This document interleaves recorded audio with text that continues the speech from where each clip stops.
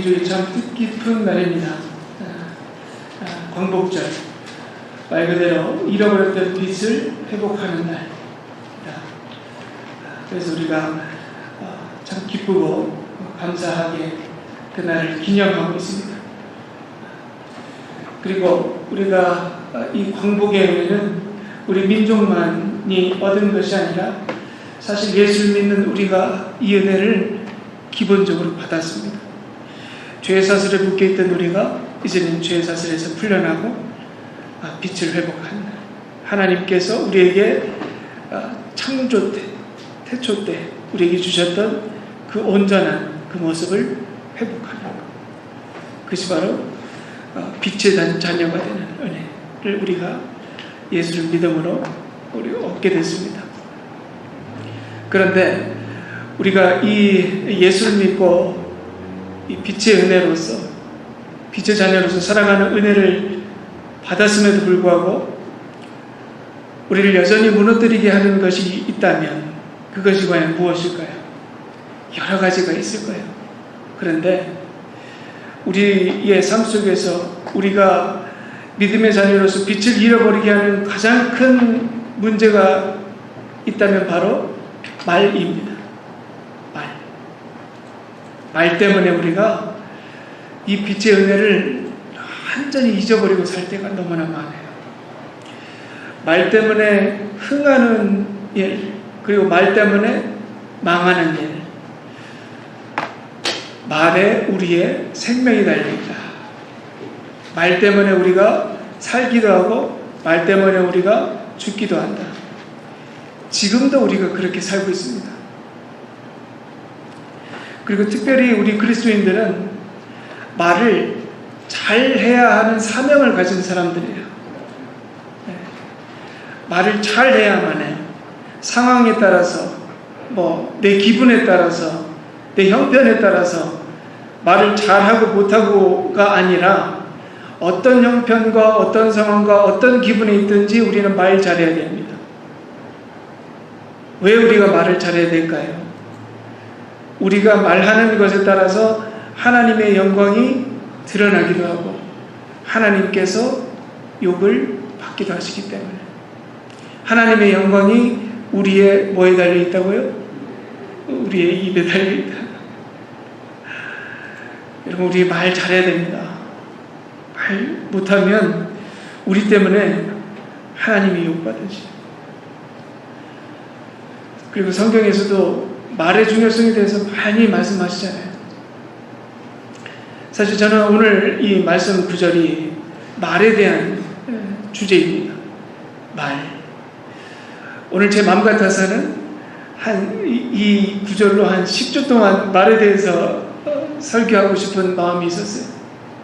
그만큼 우리가 말이 중요하니까. 그런데 그것도 저의 마음인 것 같아요. 제가 하고 싶은 말. 오늘 성경이 우리에게 주시는 말에 대한 말씀이 분명히 있습니다.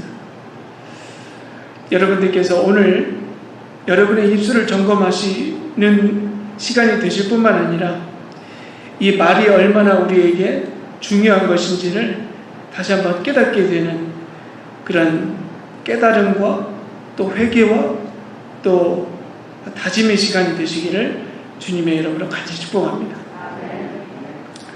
오늘 본문 야고보서 3장은 말의 위험성과 파괴성에 대해 포인트를 맞추시고 주시는 말씀이에요. 말의 파괴성과 위험성. 그래서 말을 이렇게 하라 저렇게 하라는 말씀이 없어요. 말을 좋게 해라 선하게 해라 그런 말씀이 아니라 말이 이런 거야. 특별히 이 말을 하는 혀에 대해서 혀가 이런 거야 라는 걸 말씀하시는 거죠. 그래서 1절에서 이렇게 말씀하십니다. 내 형제들아 너희는 선생된 우리가 더 큰 심판을 받을 줄 알고 선생이 많이 되지 말라. 아멘. 내 형제들아 라고 말씀하시죠. 내 형제들아 내 형제들아 모든 성도에게 하시는 말씀이에요. 내 형제들아. 그리고 특별히 이 형제들은 어떤 형제들이었을까? 이런 형제들이에요. 선생이 되고 싶어하고 또 될 수 있는 사람들에게 하시는 말씀이에요. 선생이 되고 싶어하고 또 되고자 하는 사람들. 왜 야고보 사도는 선생이 많이 되지 말라고 말을 하실까요? 오늘 말씀을 통해서 비춰보면 유추해 볼 수 있는 것, 선생이 되고 싶어 하는 사람들이 많았다는 거예요. 성도들이 많아졌어요. 초대교회 성도들이 많아지고 그만큼 구역교회가 많았을 것이고 누군가는 교육을 해야 되는 시기입니다. 그러면은 이 교육을 해야 하는 사람들이 많이 필요했겠죠. 그리고 심사하고 그 많은 사람들을 세웠을 거예요. 교육하는 사람들. 즉 교회 안에서 선생들이 많이 있었다는 거죠. 여러분, 교회 안에서 선생이라는 위치가 어떤 위치입니까? 리더죠, 리더. 가르치는 대로 그 사람들이 잘하게 되어 있어요. 즉, 그 가르치는 사람의 신앙관, 말씀, 모든 지혜와 지식이 모든 사람들에게, 그것을 듣는 사람들에게 영향을 주는 위치란 말이에요. 얼마나 중요합니까? 그 말하는 사람의 믿음과 지혜에 따라서 그 말씀을 듣는 사람들의 믿음도 동일하게 결정된다는 거예요. 얼마나 중요한 자리예요. 그런데 문제는 이겁니다. 단순히 교회에 말을 하는, 그 교육하는 사람들 중에 말을 잘하는 이유 때문에, 말을 잘한다는 그 이유로 교육자가 되는 사람들이 많이 있었다는 거예요. 그렇잖아요. 우리 주변에 말 잘하는 사람이 있어요. 말을 조리 있게 너무나 잘해요. 막 재밌는 얘기도 하고 사람들을 막 울리고 웃기고 다 해요. 그럼 그 사람, 우리가 생각할 때는 그 사람이 우리를 교육해야 한다라고 생각할 수 있잖아요. 그런데 그게 문제였다는 거예요. 말은 잘하는데 정말 말해야 할 것을 말하지 않고 다른 것을 말하기 시작했다는 거예요. 교회 안의 공동체에서 말하는 교육자가, 선생이라는 사람이 어떤 말을 하느냐? 복음은 전하지 않아요. 그냥 웃긴 말 하고 있는 거예요. 다른 복음 전하고 있는 거예요. 세상의 지혜라는 것을 전하기 시작하고 철학을 전하고 말을 잘하는, 조리 있게 하는 사람들은 주로 어떤 사람들이었을까요? 교육 많이 받았던 사람들. 교육 많이 받았던 사람들은 돈이 많았겠죠. 그러니까 즉 세상 이치에 눈이 훤하고, 그리고 자신의 그 위치에 따라서 자신의 하고 싶은 경험에 쌓인 그 지혜와 지식들을 사람들에게 얼마나 많이 전하고 싶었겠어요. 근데 정말 중요한 문제, 복음이 없는 거예요.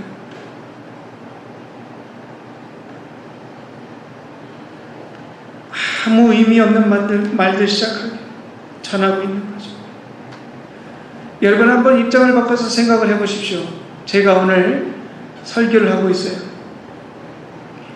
여러분, 얼마나 귀한 시간을 내서 이 시간에 오셨습니까? 지금 이 시간에 예배 오지 않았으면 다른 일들 많이 하실 수 있잖아요.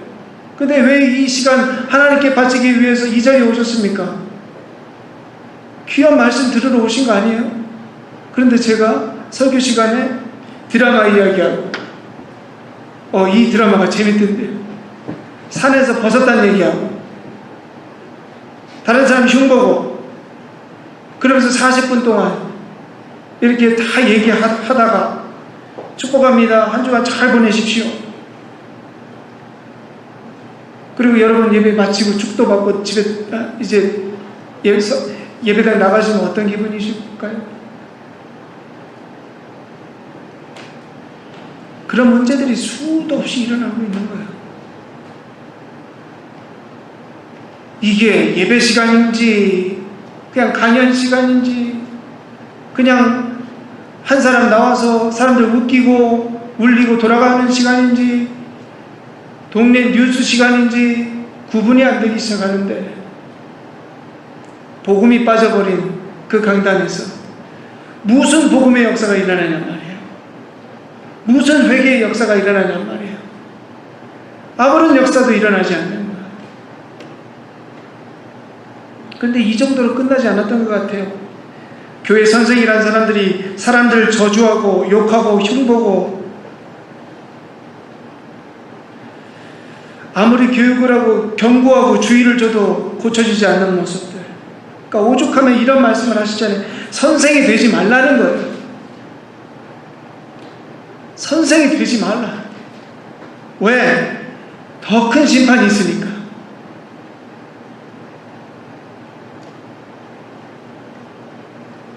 그러면서 야고보 사도도 자신을 포함해서 뼈저리게 인정하는 부분이 있어요. 바로 자신도 실수한다는 거예요. 2절, 우리가 다 실수가 많으니. 우리래, 우리. 그러니까 we. 그러니까 야고보가 말 잘못하는 사람들만 그 형제들에 대해서 얘기하는 게 아니라 우리가, 자기도 인정하는 거예요. 나도 실수가 있다. 왜 말로 실수를 했을까? 여러분, 왜 말로 실수합니까? 이유는 한 가지예요. 말을 많이 하니까. 말에 실수가 없기 위해서는 어떻게 하면 됩니까? 말을 안 하면 돼요. 근데 우리가 말을 안 하고 어떻게 살아요? 그런데 우리는 말을 할 때 무조건 실수합니다. 실수 안 하는 사람이었다. 저도 오늘 말씀을 이렇게 묵상하면서 제가 얼마나 많은 부분에서 말에 실수하는지를 돌아보게 됐어요. 저도 과묵해서 말을 잘 안 하는 성격인데, 저도 말 실수를 너무나 많이 합니다. 저도 정신 못 차리고 얘기하다 보면 나도 모르게 죄를 짓고 있어요, 말로. 그러면서 이어서 이렇게 고백합니다. 만일 말에 실수가 없는 자라면 곧 온전한 사람이라 능히 온몸도 굴레시오리라. 아멘. 세 번역으로는 이렇게 표현합니다. 만일 누가 말에 실수가 없다면 그는 자기 온몸도 제어할 수 있는 완벽한 사람입니다.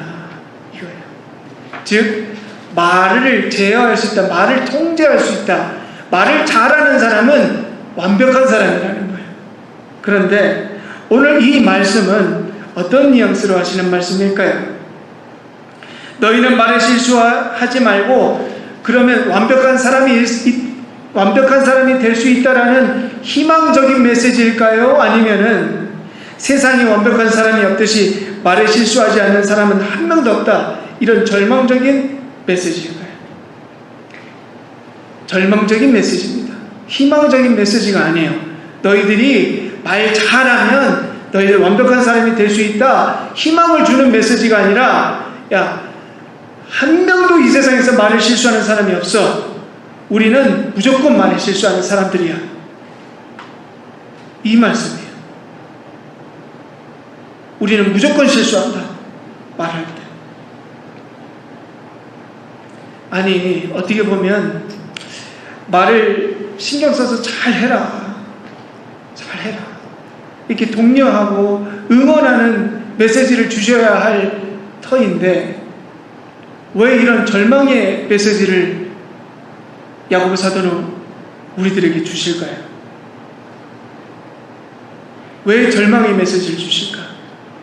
이게 우리를 정확하고 정밀하게 진단하신 말씀이기 때문이에요. 우리는 위로받고 응원받는다고 실수 안 하는 존재가 아니에요. 응원하고 독려하고 주의를 줘도 우리는 무조건 말에 실수한다. 그러니까 우리가 인정해야 될 게 이거예요. 우리는 무조건 말을 실수하는 존재. 우리는 말에 있어서 완벽할 수 있는 존재가 아니다. 이걸 인정하는 것이 오늘 말씀을 온전하게 받아들일 수 있는 시작이에요. 시작.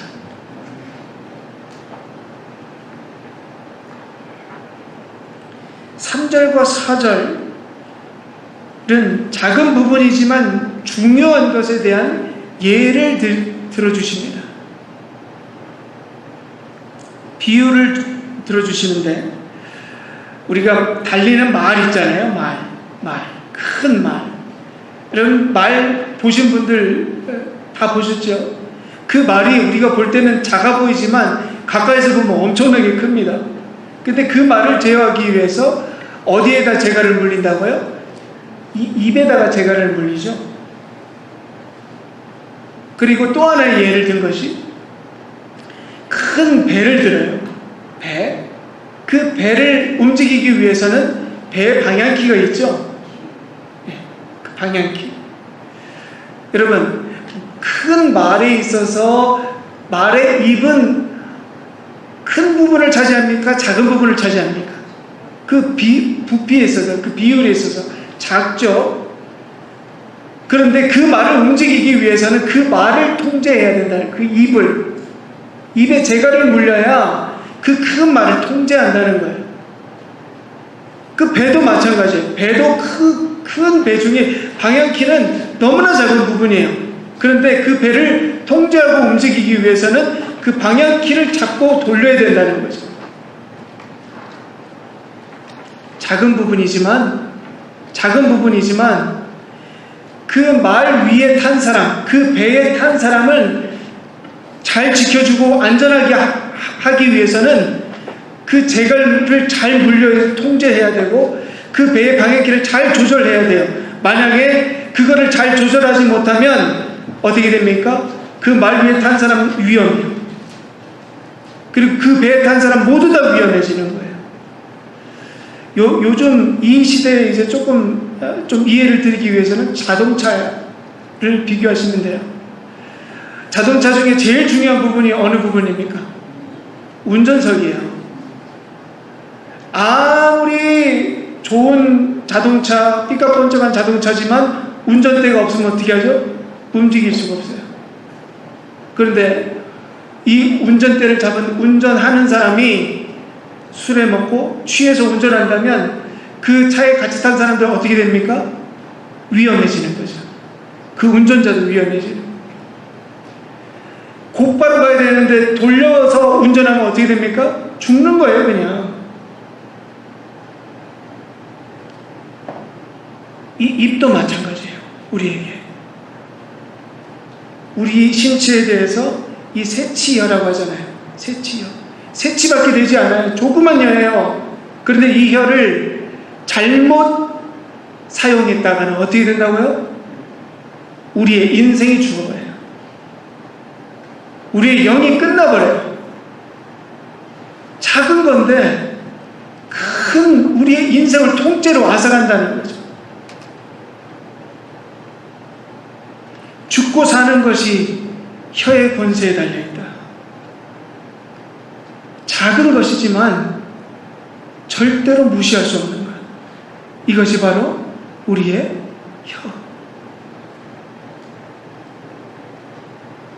그런데 이 혀, 자동차 핸들처럼 조절하기가 쉬울까요? 쉽지 않을까요? 쉽지 않다. 절대로 쉽지 않다. 우리의 마음대로 혀를 길들이는 것이 불가능하다고 말씀하세요. 그것이 바로 7절에서 8절입니다. 여러 종류의 짐승과 새와 벌레와 바다의 생물은 다 사람이 길들일 수 있고 길들여 왔거니와 혀는 능히 길들일 수 있는 사람이 없나니 쉬지 아니하는 악이요 죽이는 독이 가득한 것이라. 절망의 말씀이에요. 우리가 통제하지도 못하는 이 혀가 바로 악이고 독이래요. 우리가 가지고 있는 이 혀가 언제부터 이렇게 악하고 독하고 통제불능의 야생마 같은 존재가 되었을까요? 하나님께서 우리에게 주신 본래 혀가 그런 존재였을까요? 아니에요. 본래 하나님께서 우리에게 허락하신 혀는 악하고 독이 아니라 창조적인 혀였어요. 창조의 혀였어요. 그 모습을 우리가 하나님의 형상을 우리가 그대로 본받았기 때문이에요. 하나님께서 이 세상을 무엇으로 창조하셨습니까? 말씀으로 창조하셨죠? 그러면 오늘 말씀에 비교해보면 이거예요. 이 세상은 하나님의 혀로 창조된 거예요. 하나님의 혀에서 이 모든 세상들이 창조되고 생명이 드러났어요. 그리고 하나님께서 인간을 창조하실 때 누구의 형상을 본받게 하셨습니까? 하나님의 형상을 본받게 하셨어요. 그러면 우리의 모든 이 신체에 있는 모든 것들이 누구의 형상이라는 거예요? 하나님의 형상이라는 거예요. 우리의 혀조차도. 그래서 하나님께서 아담을 딱 만드시고 이 세상에 딱 살게 하셨을 때 아담의 입에서 불리는 모든 것들이 뭐가 됐습니까? 그 생물들의 이름이 됐어요. 그 정도로 능력이 있었어요. 생기를 불어넣어주고 그 생명의 정체성을 넣어주는 혀였단 말이에요. 그런데 언제부터 이 혀가 악과 독이 되었을까? 유명한 사건, 선악과를 먹고 난 다음에 선악과를 먹고 창조의 능력이 파괴적인 능력으로 변하기 시작하는데, 선악과를 먹었을 때 하나님께서 아담을 찾으십니다. 그리고 이렇게 물어보세요. 너 왜 그 열매를 먹었어? 그러니까 뭐라고 했느냐? 제가 먹었습니다. 죄송합니다. 이러면 되는데, 잘 들어보세요. 이렇게 대답을 해요. 하나님이 저를 위해 만들어주신 여자가 선악과 열매를 나에게 줘서 제가 먹었습니다. 자, 다시 말씀드릴게요. 하나님이 저를 위해서 주신 여자가 선악과 열매를 나에게 줘서 제가 먹었습니다. 여러분, 결국엔 누가 먹게 한 거예요? 여자가 먹게 한 것 같죠? 여자가 먹게 한 게 아니에요. 하나님께서 나를 위해서 만들어주신 그 여자가 나에게 선악과를 먹게 해서 내가 먹었습니다. 누구 탓하는 거예요? 하나님 탓하는 거예요. 저는 이거 보면서 소름이 돋더라니까요. 야, 이제는 아담이 여자 탓한 게 아니었구나. 하나님 원망했다. 제가 하나님 때문에 결국엔 죄졌다는 거예요. 하나님께서 어이없는 마음을 부여잡으시고 하와에게 묻습니다. 너는 왜 먹었냐? 하와가 이렇게 대답합니다. 뱀이 먹으라고 해서 먹었습니다. 여러분, 뭐가 잘못했어요? 아담과 하와의 그 말에 뭐가 잘못됐습니까? 핑계대잖아요. 핑계예요. 자기가 잘못했다는 고백이 하나도 없어요. 하나님, 제가 잘못했습니다 라는 고백이 없다는 거예요. 다 탓하고 있잖아요. 여자가 먹겠다, 뱀이 먹겠다. 창조의 혀가 핑계의 혀로 바뀌기 시작하고 이제 그 혀로 모든 관계들이 깨어지기 시작하는 거예요. 첫 번째로 누구의 관계가 깨어졌습니까? 하나님과의 관계가 깨어졌어요. 이 죄의 특징이 그대로 이어져 왔어요. 사람들의 인류의 역사를 보십시오. 말로 인생들 다 깨지잖아요. 관계들 다 깨지잖아요.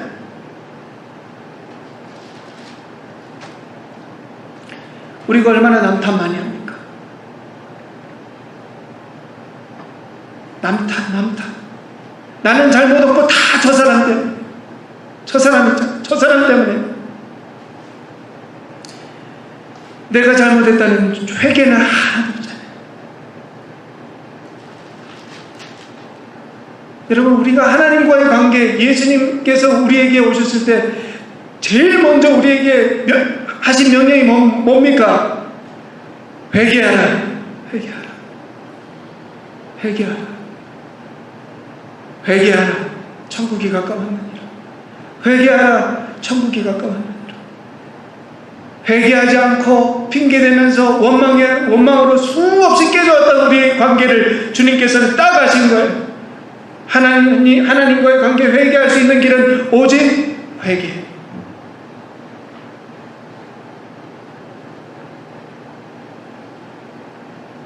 초대교회도 이것이 얼마나 많았을까요? 사람들 원망하고 서로 사랑해야 되는데 욕하고 저주하고 교회가 수십 개로 깨져나가는 것 야고보 사도가 본 거죠. 지금도 깨지지 않습니까? 우리 교회 어떻게 깨집니까? 거창한 걸로 깨지지 않습니다. 우리 교회들. 우리 교회들 깨지는 교회들 보면 다 말이에요, 말.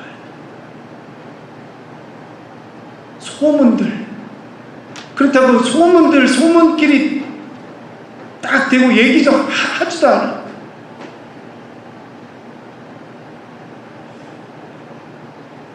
이 세상에 어떤 동물도 그리스도인들처럼 잔인하게 싸우지 않는다.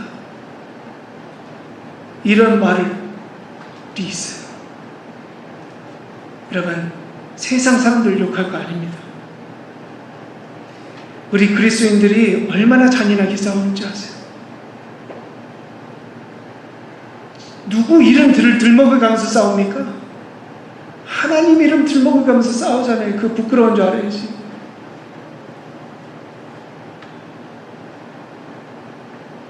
그리고 혀가 가진 또 다른 문제를 지적해요. 바로 거짓말입니다. 이와 같이 우리 혀도 작은 지체로 돼 큰 것을 자랑하도다. 공동번역 성경으로는 이렇게 표현해요. 이와 같이 혀도 인체에서 아주 작은 부분에 지나지 않지만 엄청나게 허풍을 떱니다. 여러분, 우리가 하루 평균 200번씩 거짓말한다고 합니다. 그러니까 8분에 한 번씩 거짓말한대요. 그러니까 한마디로 이거 입만 열면 뭐 한다고요? 거짓말이에요. 우리는 혀가 엄청나게 허풍을 떤대요. 거짓말이라는 거죠. 자랑일 수도 있고 나의 보호일 수도 있어요. 나를 보호하기 위해서 거짓말로 막 채워가는 거예요. 거짓말은 무엇을 낳을까요? 거짓말을 낳습니다. 거짓말이 거짓말을 낳아요. 또 거짓말이 거짓말을 낳고. 여러분, 그 모습을 어떻게 표현했느냐? 이렇게 말씀하세요. 보라, 작은 불이 얼마나 많은 나무를 태우는가. 작은 불씨, 그 거짓말 때문에 산이 홀라당 타는 거예요. 작은 거짓말 하나가 우리의 인생을 홀라당 태워놓는 거예요. 작은 거짓말 하나가 우리의 가정을 홀라당 태워놓는 거예요. 작은 거짓말 하나가 우리의 사업을 홀라당 태워놓는 거예요. 작은 거짓말 하나가 우리 공동체를 태워놓는 거예요.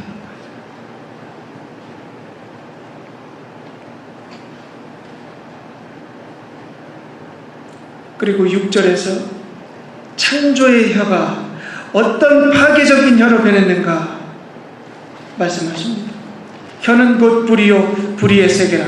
혀는 우리 지체 중에 온몸을 더럽히고 삶의 수레바퀴를 불사르나니 그 사르는 것이 지옥불에서 나느니라. 아멘.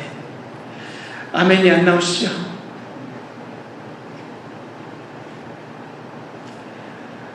이 말씀은 우리에게 희망이 아니라 절망을 주시는 말씀입니다. 죽을 때까지 이 혀와 싸워야 합니다. 여러분, 우리가 죽을 때까지 이런 혀와 싸워야 돼요. 살아야 돼요. 그러니까 같이 좋게 살 수 없어요. 이 혀는 무조건 우리가 싸워야 돼요. 그러면 오늘 야고보 사도는 우리에게 절망을 주시기 위해서 이 말씀을 주신 걸까요? 너희들 평생 혀로 고생하면서 살아라. 그런 의미가 아닙니다. 절망을 주시기 위해서 이 말씀을 주시는 게 아니에요. 야고보 사도는 우리의 혀가 얼마나 위험하고 또 훈련되어야 하는지 강하게 표현하신 거예요. 포기하라는 말씀이 아닙니다. 이제 우리의 파괴된 혀로 이제 바꿔서 얘기하자. 창조된 혀로 창조적인 말을 하고 살리는 말을 하고 하나님 찬송하는 말로 우리 이제 바꿔가자. 10절에서 이렇게 말씀하세요. 한 입에서 찬송과 저주가 나오는도다. 내 형제들아, 이것이 마땅하지 아니하니라. 아멘. 여러분, 우리가 예배 시간에 얼마나 하나님 찬양했습니까? 그죠? 하나님께 영광 돌리고 하나님께 감사 올려드리고 그 십자가 은혜를 고백하고 감사하는 고백을 했는데, 이제 밖에 나가서 누구 저주하고 누구 욕하고 내 기분 나쁜 말하고 그거 옳지 않다는 거예요. 그거 절대로 옳은 거 아니다. 그거 절대로 자연스러운 거 아니다. 너희들 기분에 따라서 그렇게 살아야 되는 입술 아니다. 어느 때가 되면 아무렇게 말해도 은혜만 말하고 아무렇게 얘기해도 죄짓지 않고 득도하는 때 없다. 착각하지 마라. 우리에게는 그럴 때가 오지 않을 거다. 죽을 때까지 각오해야 한다. 내가 하나님 찬양하는 고백만 하리라. 내가 하나님 예배하는 그 입술로 되리라. 내 입술 그렇게 훈련해야 한다. 그런데 여러분, 이게 쉬운 일입니까? 쉽지 않은 일이죠. 사실 쉬우면 이렇게 길게도 말씀 안 하셨을 거예요. 성경이 우리가 혀 이렇게 조절하는 게 쉽다면 그렇게 많이 말씀하셨겠습니까? 어려우니까. 지금도 우리도 수없이 아마 고백하고 다짐했을 거예요. 여러분들 다 그렇게 살아오셨을 거예요. 그런데 안 되잖아요. 그런데 또 포기해야 될까요? 그렇지 않다는 거죠. 여러분, 우리에게 주신 혀지만 이 혀를 누가 컨트롤 해야 할까요? 누가 컨트롤 할 수 있을까요? 우리는 절대 아니라는 거예요. 우리는 아니다. 우리가 통제하고 우리가 컨트롤하는 것 같지만 우리가 컨트롤하고 통제하는 게 절대 아니라 우리의 혀를 통제해 주실 분이 계시다는 거예요. 여러분, 그분이 누구실까요? 예수님입니다.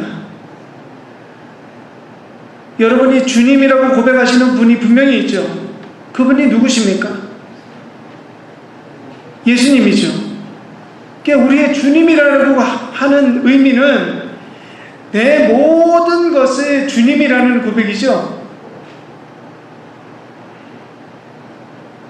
내 삶의 모든 것, 내 손, 발, 내 마음, 내 입술, 내 혀의 주인도 바로 주님이라는 고백이에요.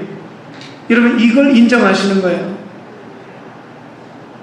이걸 인정하지 않으니까 우리의 삶이 여전히 무너진다는 거예요. 그런데 우리가 예수님을 주님이라고 고백하면서도 우리가 어떤 말을 해야 하는지, 우리가 어떤 마음을 가져야 하는지도 주님께 허락받지 않는다고 하는 것은 우리가 거짓말한다는 거예요. 주님, 주님 하면서 예수님이 나의 주인이 아니라 내가 주인이라는 거예요. 여러분, 거짓말 하시는 거예요. 주님이라고 부르지 마세요. 그러면 솔직히 그런 거잖아요. 주님이라고 부르면서 왜 내 맘대로 살아요? 주님 아니잖아요. 여러분이 진짜 예수님을 주님이라고 생각한다면 나의 입술의 주인도 주님이라는 거죠. 그러면 내가 무슨 말을 할지, 무슨 마음을 품어야 할지 누구에게 허락받아야 한다는 겁니까? 예수님에게 허락받아야 된다는 거예요. 여러분 이걸 훈련하십니까? 주님, 내가 무슨 말 해야 합니까? 이렇게 묻고 말씀하시는 분들 계세요? 여러분 그렇게 훈련하시는 거예요. 한마디도 주님께 허락받지 않고는 하지 않는 것, 그게 예수님을 내 주님으로 인정한다는 증거입니다. 주님, 제가 이 말 할까요? 주님께서 하라 그러면 하고, 하지 말라 그러면 하지 않는 것. 내가 이 말씀은 안 드리려고 했는데 안 하시면 됩니다. 안 들으시려고 했다면 안 하면 됩니다.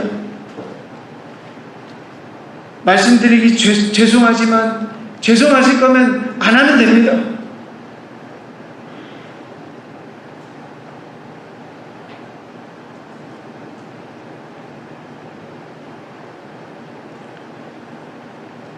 우리의 혀의 주인이 누구시라고요? 예수님. 한마디를 하더라도 예수님께 허락받고 하시는 저 여러분 되시기 바랍니다. 그러면 오늘 우리의 말씀, 오늘 우리에게 주신 우리의 혀는 더 이상 악과 독이 되지 않을 거예요. 우리의 혀를 통해서 성령의 9가지 열매가 맺어질 줄로 믿습니다. 사랑과 희락과 화평과 오래 참음과 자비와 양성과 충성과 온유와 절제. 여러분 이 9가지 성령의 열매가 우리 입술로부터 열매 맺어지고 시작되어지기를 주님의 이름으로 간절히 축복합니다. 기도하시겠습니다.